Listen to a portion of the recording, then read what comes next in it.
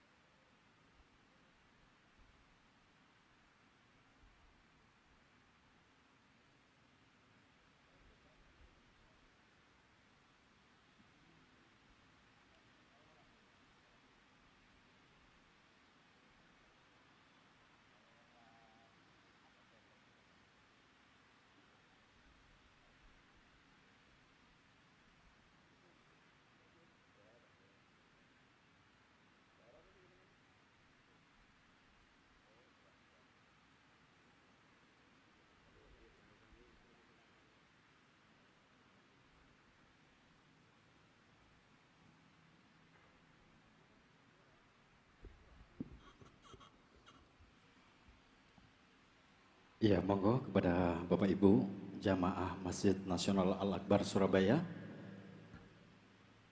dipersilakan untuk menempati tempat yang telah disediakan untuk mengikuti kajian Ba'da Maghrib.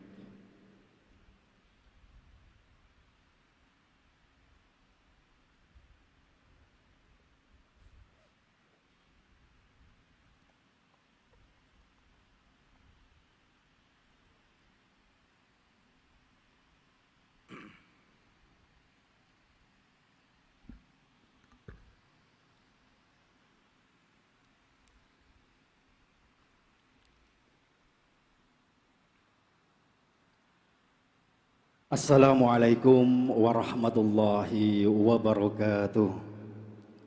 Bismillahirrahmanirrahim. Alhamdulillahirabbil alamin wassalatu wassalamu ala asrafil anbiya'i wal mursalin wa ala alihi wa sahbihi ajmain. Allahumma shalli ala sayyidina Muhammad wa ala ali sayyidina Muhammad. Amma ba'du. Hadirin hadirat para jamaah Masjid Nasional Al-Akbar Surabaya, para pendengar radio Mass Media FM, para pemirsa Al-Akbar TV dan Madu TV dimanapun berada.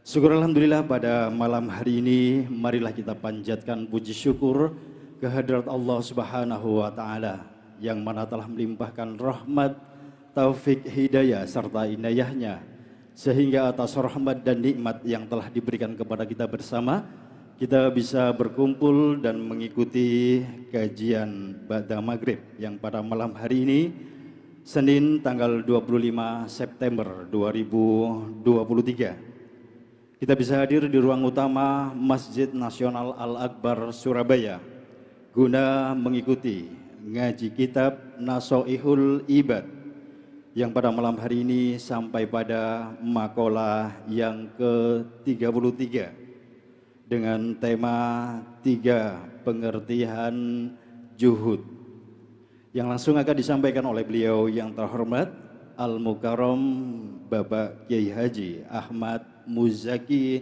STHI Al-Hafidh. Kepada beliau kami persilahkan. Assalamualaikum warahmatullahi wabarakatuh. Bismillah, alhamdulillah.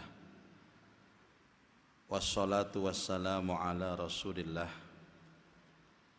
Sayyidina wa maulana Muhammad ibn Abdillah wa ala alihi wa sahbihi wa mawalah wa la hawla wa la quwata illa billah. Subhanaka la ilma lana illa ma 'allamtana innaka antal alimul hakim.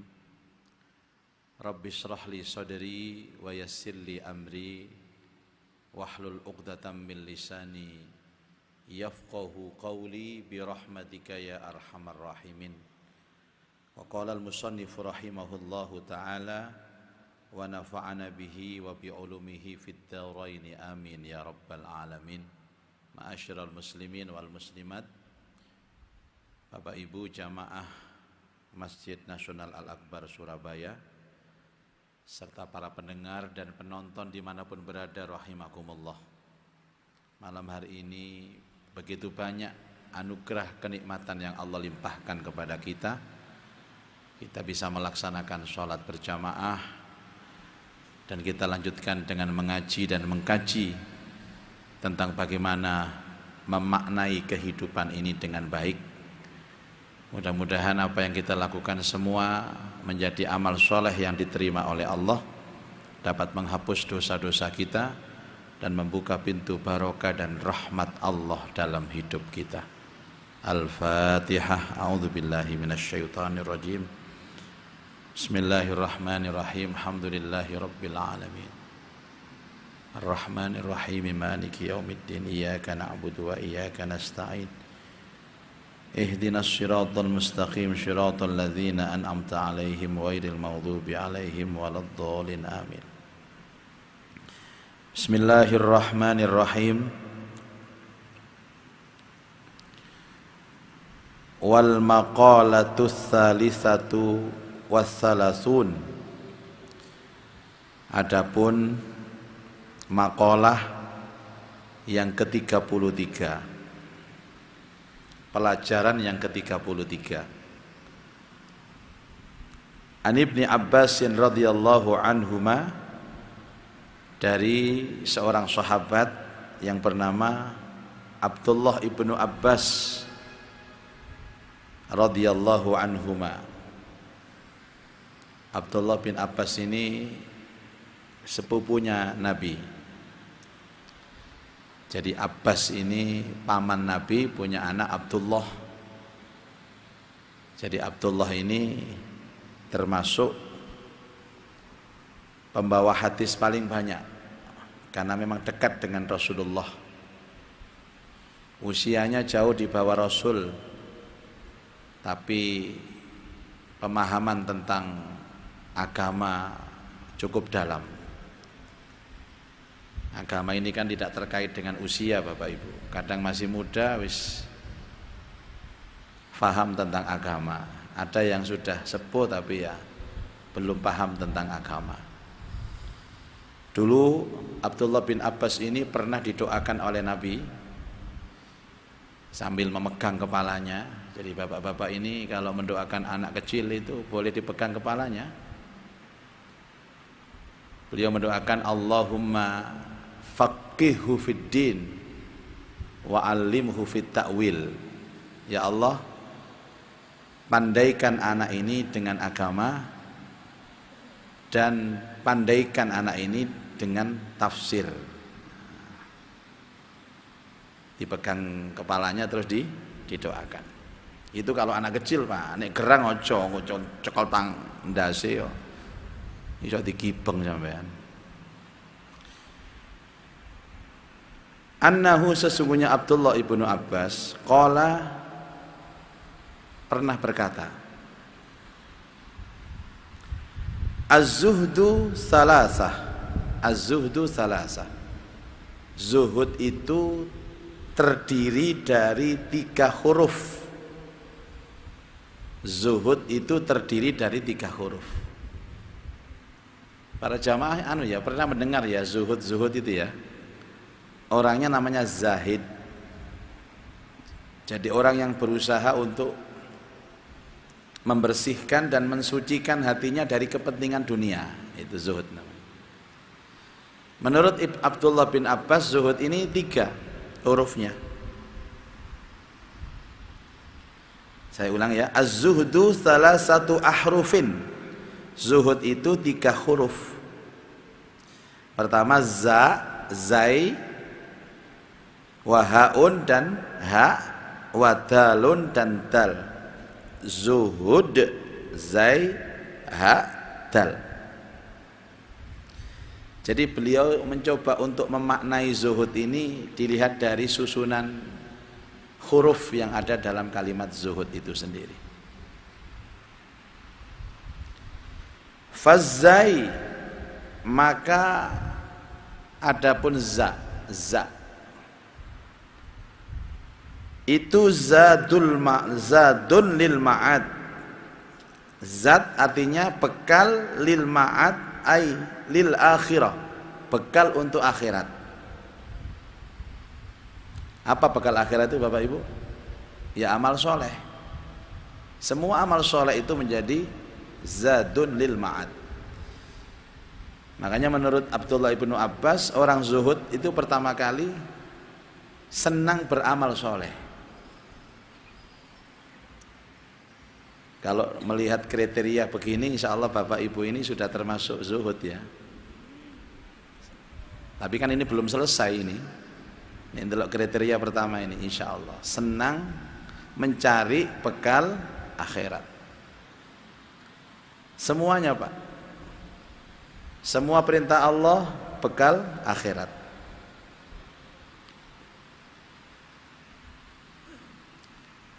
Wahua, dan termasuk zuhud itu taqwallahi ta'ala, bertakwa kepada Allah. Takwa itu kan mudah sekali terjemahannya, menjalankan perintah, menjauhi larangan. Yang diperintah dilakukan, yang dilarang ditinggalkan, selesai. Dan takwa ini hal yang paling penting dalam praktek agama. Sampai khotib itu wajib menyampaikan takwa. Kalau ada khotib kok khutbah tidak menyampaikan pesan takwa, maka khutbahnya nggak sah. Itu saking pentingnya Bapak Ibu. Dan takwa ini kan berada di dalam semua lini kehidupan. Makanya ada istilahnya ittaqillah haitsuma kunta. Bertakwalah dimanapun kamu berada. Ngeten iki takwa sedaya nggih Pak nggih? Nggih, wong teng masjid. Lah mangken teng jabane masjid nggih kedah takwa terus. Takut istri tua. Ngawur ya sampean. Bapak Ibu, saya itu tertarik dengan kata-katanya Bang Napi. Tahu Bang Napi? Kejahatan itu bukan hanya karena niat, tapi kejahatan itu bisa jadi karena ada kesempatan. Nggih jenengan sedaya niki teng masjid, Pak. Gak ono kesempatan maksiat, aman. Takwa belum tentu nanti di sana, Pak. Sama dengan saya, sama Bapak Ibu. Terkadang ada undangan di masjid, aman Pak. Tapi kadang-kadang kita undangan itu di hotel. Mlebu lip ngono iku barengan ambek arek wedok. Ayu, glowing, putih, mesem. Dari mana Pak? Waduh.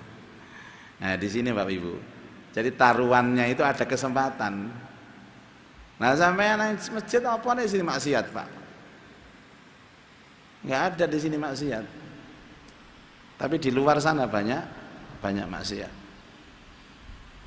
Saya itu kadang-kadang kalau ada berita kasus korupsi oleh anggota DPR misalkan begitu, saya tidak berani mencela Pak. Saya tidak berani mencela. Kan kadang-kadang itu wah itu koruptor. Iya kon gak nang kono kon. Kon gak korupsi, sebab apa nih mbok korupsi gak ono. Lah di sana itu. Makanya dulu Allah yarham Mbah Hasyim Muzadi itu pernah ceramah. Sesekali kiai-kiai, ustadz-ustadz itu ya ke diskotik gitu loh. Atau ke tempat-tempat hiburan gitu. Biar tahu mereka itu. Senang pondok, nang masjid, gampang nang masjid nang pondok karena ketemunya orang-orang baik seperti ini. Coba di luar sana. Dan memang betul Bapak Ibu. Yang asalnya tidak ada niat tetapi ada kesempatan jadi Pak. Jadi.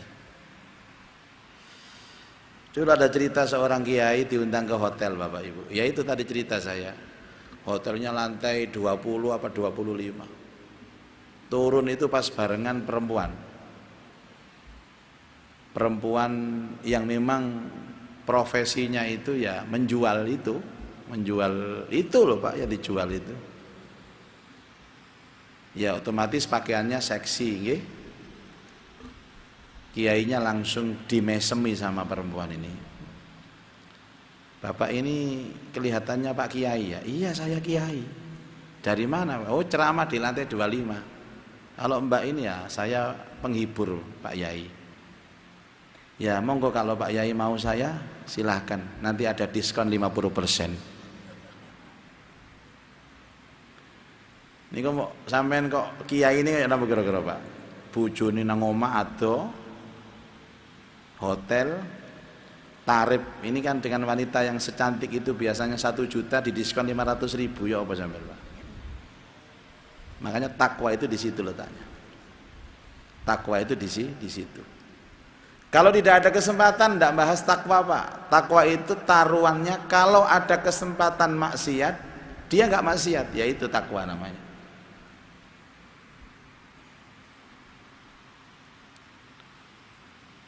Mungkin di kota-kota ini, di kota besar ya Pak, Anda yang bertetangga dengan non muslim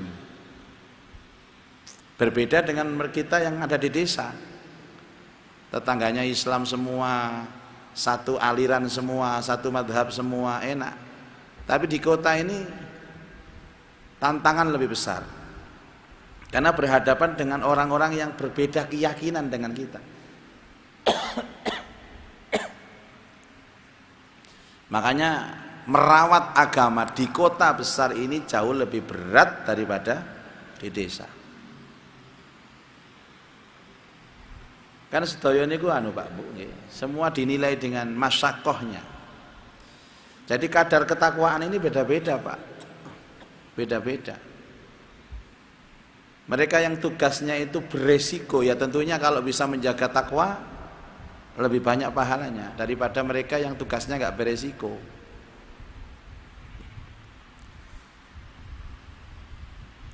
Nek koyo kula ngeten iki ya menurut kula ya gak tapi resiko Pak. Yang dituturi orang baik-baik semua. Tapi mereka yang sudah masuk ke parlemen, ke DPR yang tiap hari ada uang siluman katanya mereka itu. Ono duit itu. Kalau mereka bisa menjaga itu namanya takwa. Ini yang pertama. Jadi kalimat za itu zadun lil ma'ad, bekal untuk akhirat. Yang kedua wal ha'u, huruf ha. Bismillahirrahmanirrahim.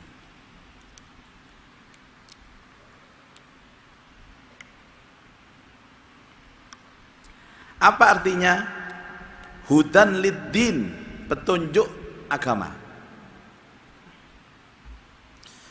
Ai suluku tariqin, yaitu menempuh jalan yusilu ila tariqatil muhammadiyati, yang mengajak kepada jalan yang diajarkan oleh Nabi Muhammad sallallahu alaihi wasallam.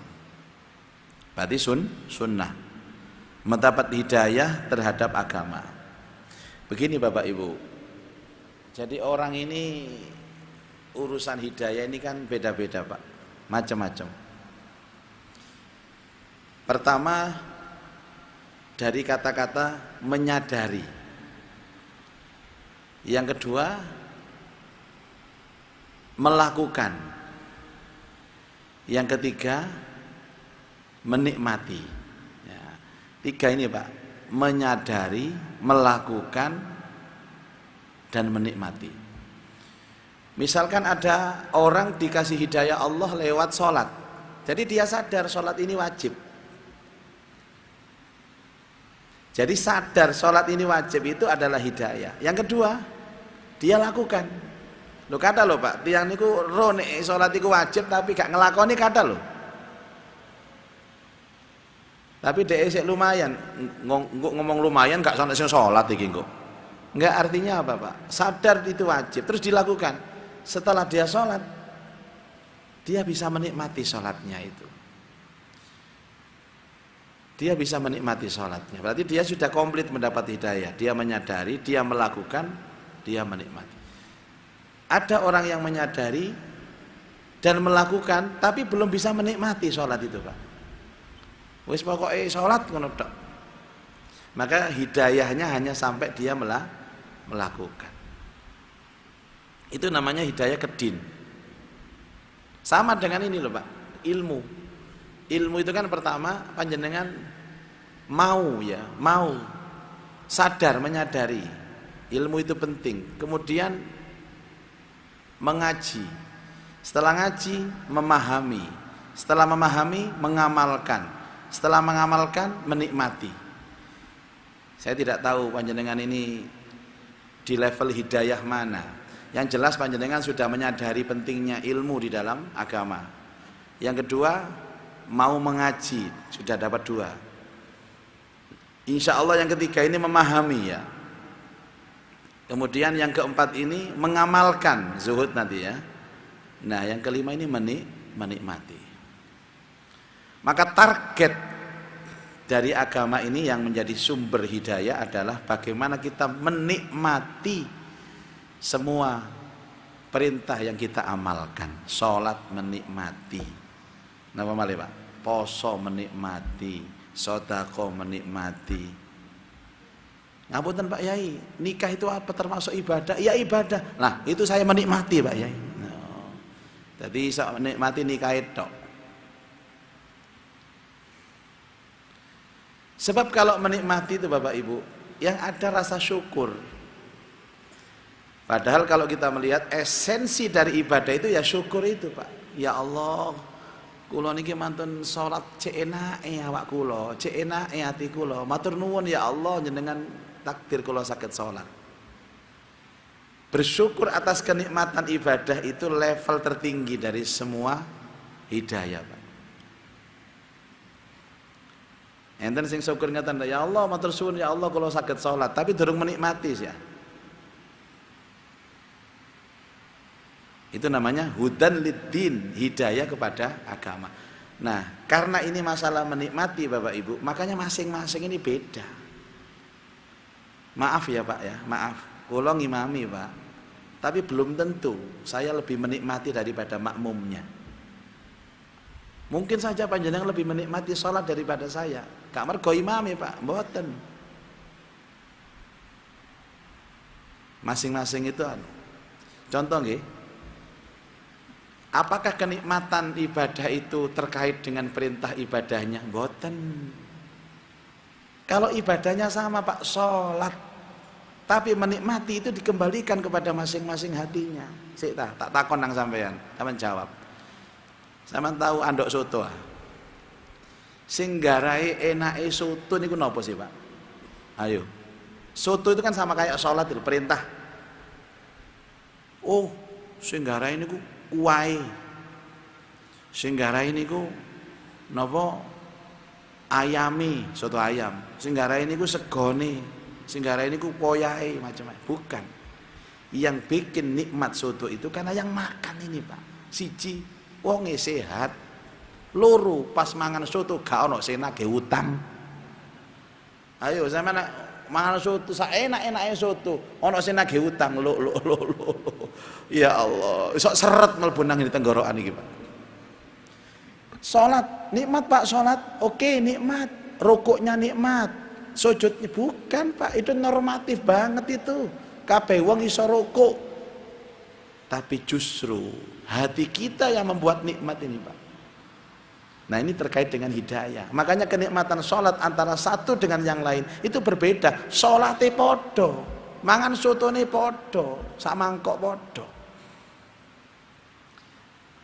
Lah banyak orang yang berorientasi ibadah itu pada waktu ibadah. Salah Pak jenengan, keliru sampean.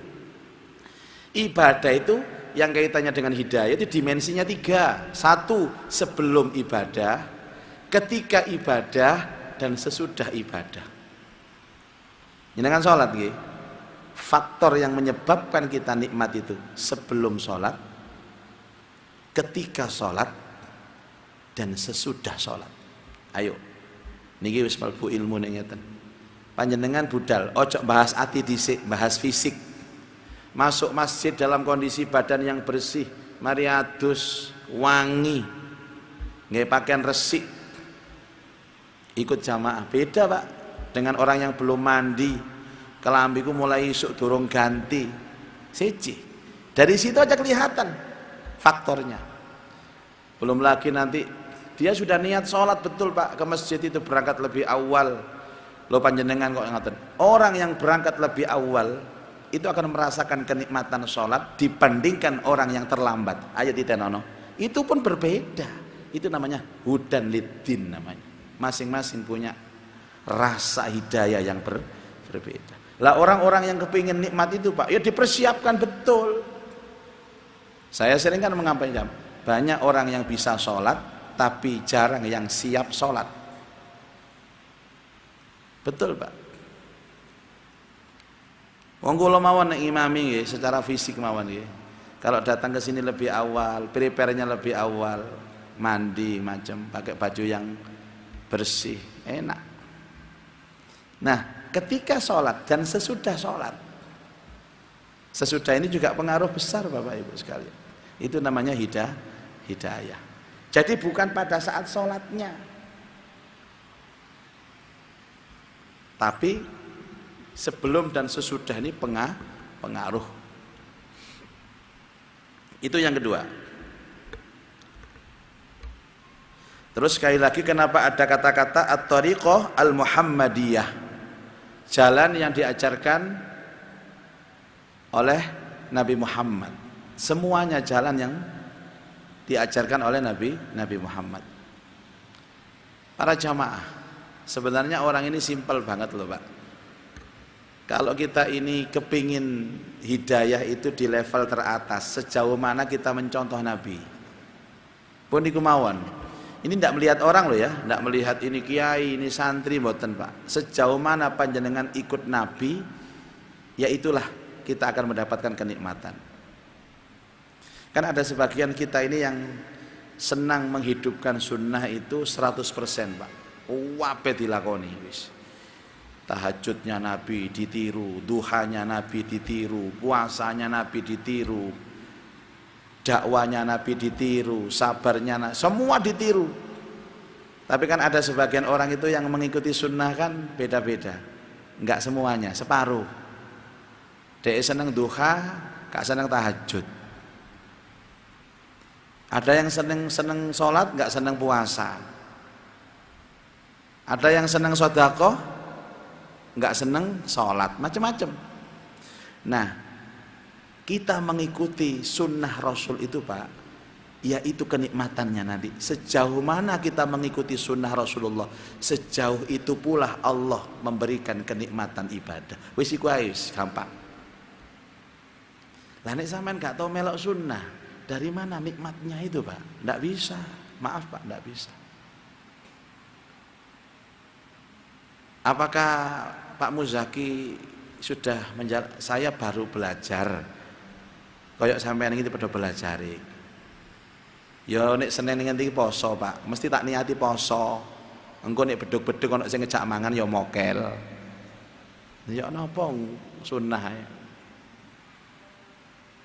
Kadang kalau fresh pengajiannya sampai rumah jam 12 masih bisa tahajud.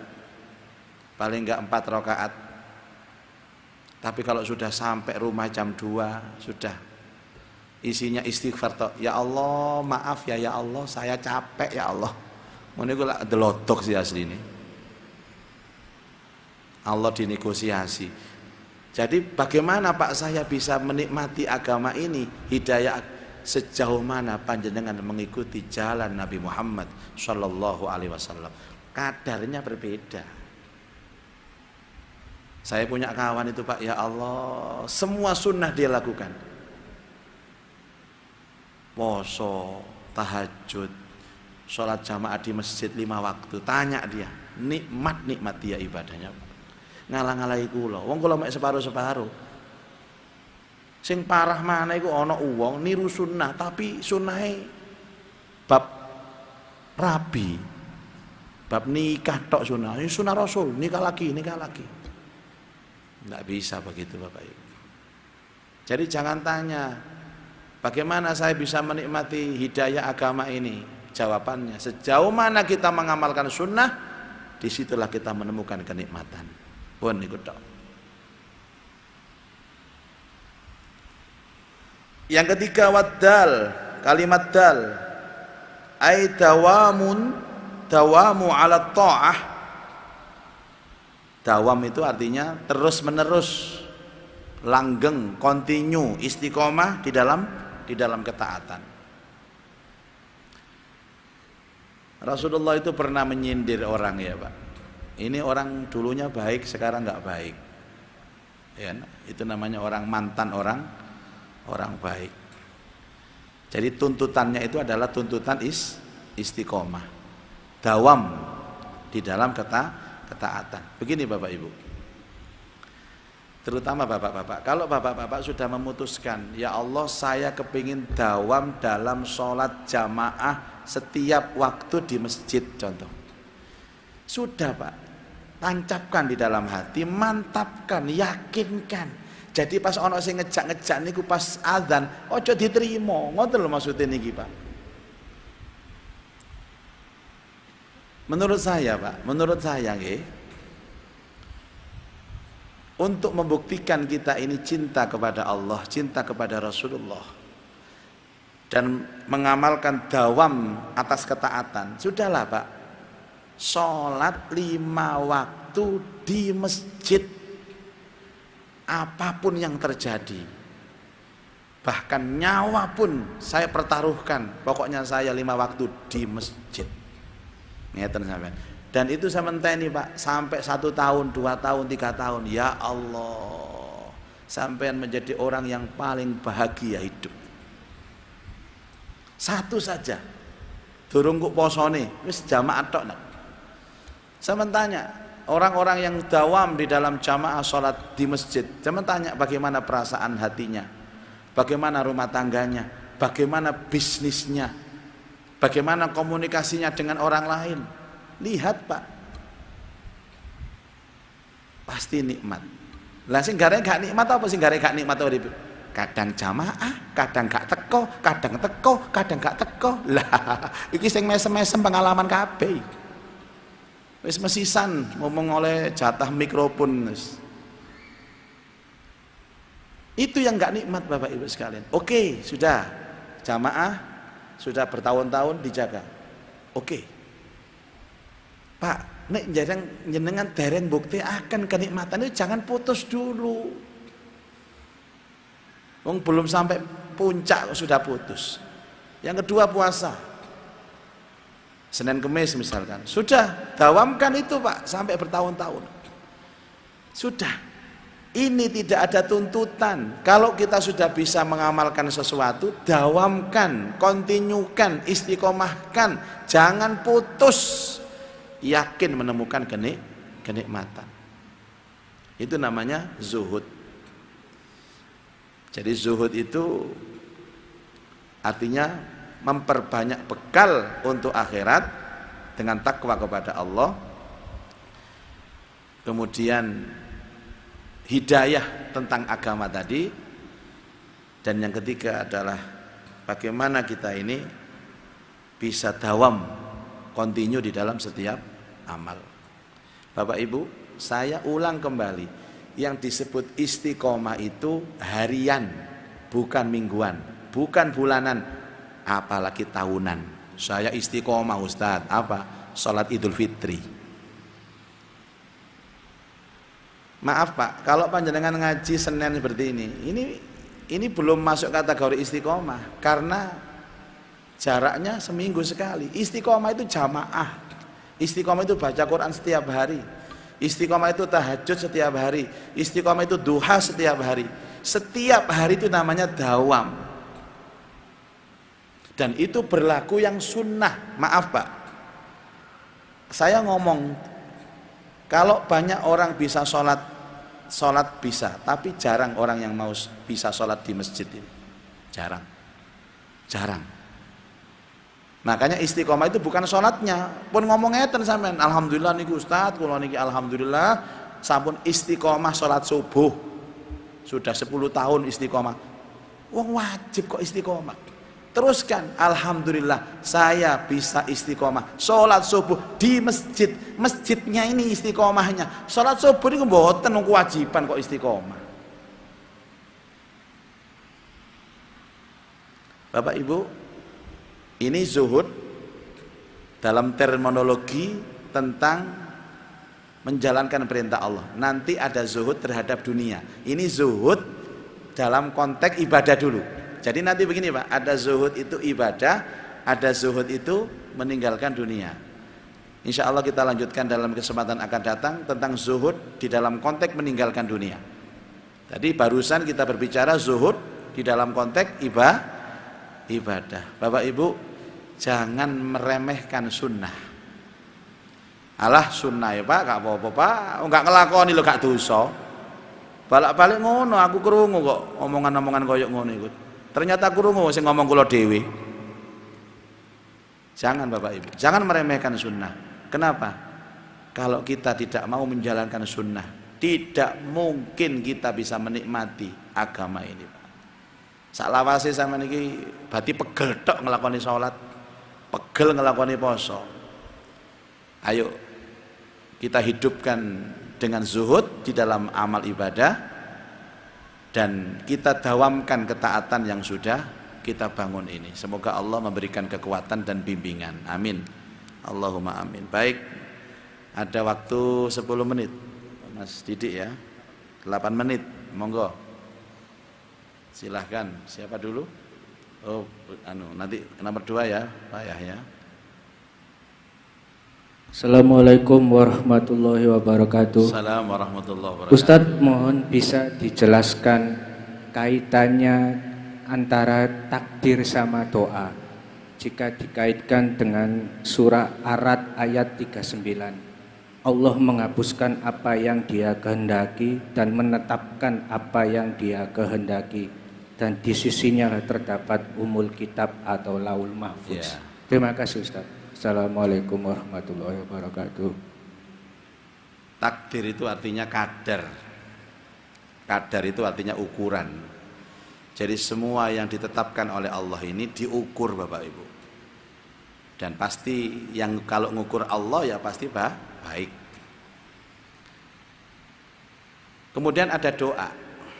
Jadi yang menetapkan hidup itu adalah, yang menetapkan dan mengukur hidup adalah Allah. Kemudian ada perintah doa. Apa sih Pak tujuannya doa itu? Doa itu tujuannya apa? Doa itu kan sebenarnya esensinya adalah merubah takdir itu sendiri. Coba, ekstrim ini Bapak Ibu. Ad-doa taghayyurut takdir. Doa itu merubah takdir. Ya jelas hubungannya erat Pak. Erat sekali. Begini Pak, orang itu yang sering berdoa seolah-olah itu dia berdamai dengan Allah untuk memastikan bahwa takdirnya sesuai dengan harapannya. Doa itu kan negosiasi toh Pak. Ayo kalau panjenengan duha, salat duha, coba apa doanya? Allahumma in kana rizqina fis sama fa anzilhu. Ya Allah, kalau rezekiku di atas langit turunkan. Kan negosiasi. Fa in kana fil ardi fa akhrijhu. Kalau masih di dalam bumi keluarkan. Fa in kana ba'idan faqarribhu. Kalau jauh dekatkan ya Allah. Kalau jauh itu mungkin takdirnya jauh, dekatkan ya Allah. Fa in kana haraman fatahhirhu. Kalau haram maka bersihkan ya Allah. Fa in kana mu'assaran atau mu'assiran fayassirhu. Ya Allah, kalau susah sulit mudahkan. Jadi doa sama takdir ini satu paket Pak. Satu paket. Jadi begini, sekarang ini kan kita tidak mungkin bisa mengendalikan takdir itu Pak, takdir Allah. Tapi takdir bisa dikendalikan kalau dia itu memang ahli doa. Ahli doa. Makanya orang yang ahli doa itu luar biasa Bapak Ibu. Dan itu senjatanya orang mukmin. Dan tidak ada hamba yang paling dicintai Allah kecuali mereka yang senang berdoa. Jadi banyak komunikasi. Terus gini Pak, orang yang banyak komunikasi itu apa hasilnya Pak? Kenal kan? Panjenengan kalau kenal dengan seseorang itu kalau minta sesuatu mudah. Tapi ini gak kenal itu angel Pak. Aku susah rek kepethuk ate methuki Pak Muzaki ku susah aku. Ya karena gak kenal. Nek kenal ya biasa. Semakin banyak kita berdoa, semakin sering komunikasi dengan Allah, maka semakin kita dekat dengan Allah. Dan apa efeknya kalau minta apa-apa dikabul. Bapak Ibu, ada orang itu yang takdirnya hari ini dia kecelakaan, tapi dengan doa safar, dengan doa tawakal, Allah selamatkan. Ada yang semestinya hari ini dia itu mengalami apa? Karena doa Allah. Dan itu banyak cerita-cerita seperti itu, banyak sekali. Intinya apa? Dengan doa itu bisa merubah takdir. Ada pos takdir yang bisa dirubah, dan satu-satunya yang bisa merubahnya adalah doa. Maka rajin-rajinlah berdoa. Wallahu a'lam. Terus tadi Pak Ayahnya silakan.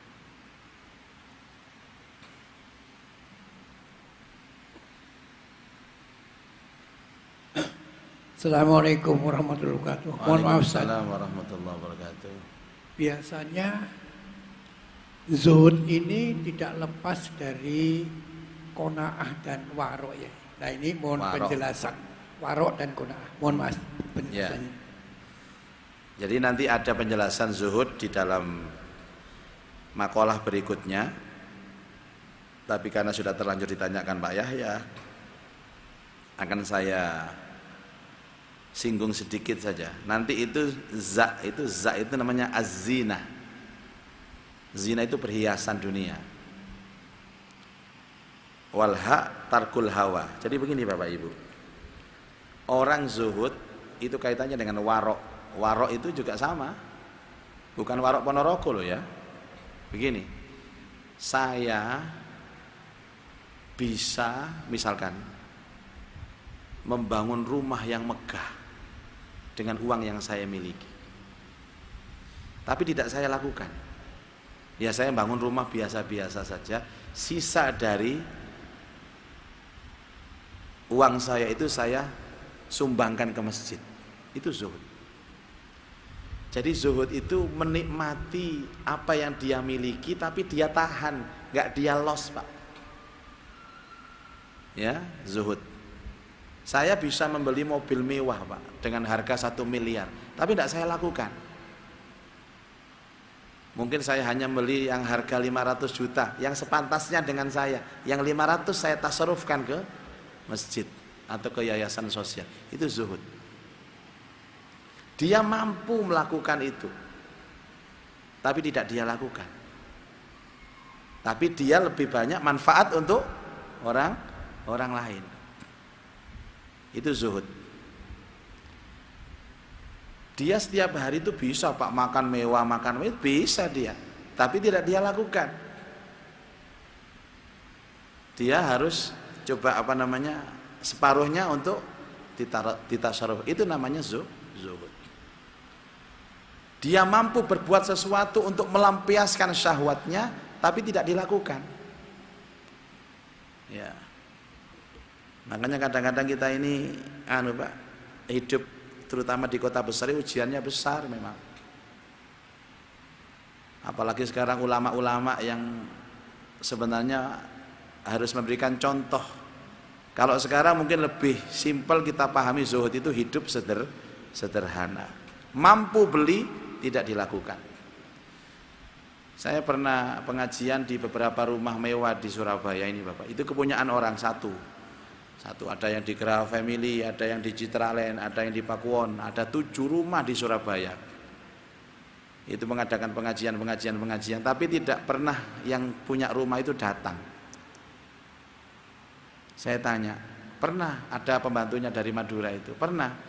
Setiap rumahnya ada kolam renangnya, Pak. Ini yang punya mana? Ini sudah 5 tahun, Pak, tapi yang punya belum pernah ke sini. 7 rumah itu loh, belum pernah disambangi yang punya rumah. Jadi kolam renangku sing renang yang Meduro sing pembantune iku, Pak. Jadi kalau saya di sini ya yang renang saya, Pak. Oh, rezeki sampean, Pak. Rumahnya bagus-bagus. Gaya opo? Itu namanya tidak zuhud gitu loh, Bapak Ibu. Tidak zuhud. Kalau misalkan kamar itu mungkin bagi dia yang pantas ukurannya 5 kali 5 ya cukup. Tapi dia karena uangnya banyak, kamarku sak Masjid Al-Akbar gitu. Dia opol.